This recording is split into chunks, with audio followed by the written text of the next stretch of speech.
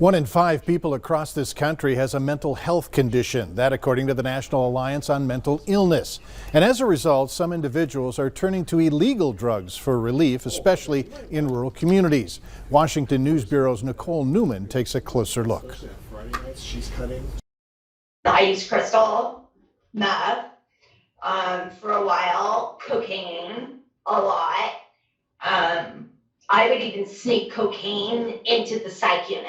Ginger Lenore Phillips says she's back from the dead. I got really super suicidal. I was just done. In a desperate plea for help in 2016 to deal with her mental illness, Phillips says she allowed a friend's brother to inject heroin into her arm.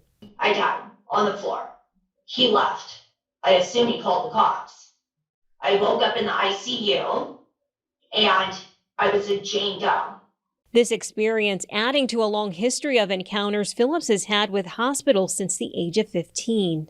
More than 20 years later, Phillips says she finally knows what was leading her to abuse drugs. It's a mixture of bipolar type 1 and schizophrenia. Dr. Ken Duckworth, the chief medical officer for the National Alliance on Mental Illness in Arlington, Virginia, says drug use is a common trend among people either misdiagnosed or improperly diagnosed with mental illness. Dr. Duckworth says the shame society places on people experiencing mental distress, lack of open discussion, and access to services are often what drive people to self-medicate. All contribute to the idea that this should be held in silence.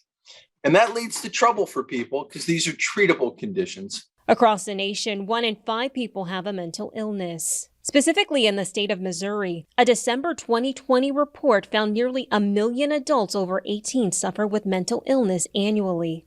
In Missouri's rural areas like Texas and Wright counties, officials say they're seeing a rise in drug use, as well as other dangerous behaviors from people experiencing mental health issues. Back in May of this year, deputies from the Wright County Sheriff's Office responded to a call of a woman saying her fiancé was suicidal. After responding, deputies heard the shot and later found the gunman's suicide note. Really, right now, there's no resources to get these folks the type of help that they need.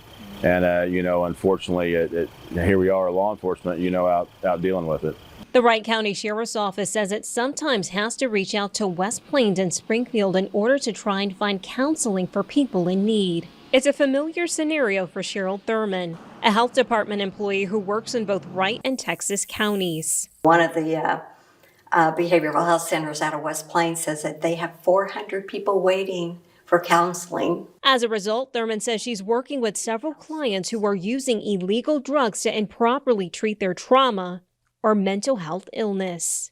Individually, they use about anything, heroin to meth to, and of course fentanyl is now getting mixed in with the meth. In its 2020 report, the state of Missouri found that schizophrenia, bipolar mood disorder, and major depression compromise the majority of its serious mental health illness cases.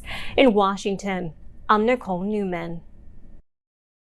Up next on Valley News Live at 5, technology hits the highways and interstates in large part to deal with shortages. The First Alert Storm Team. Morning temperatures will be crisp and chilly. Helping to plan your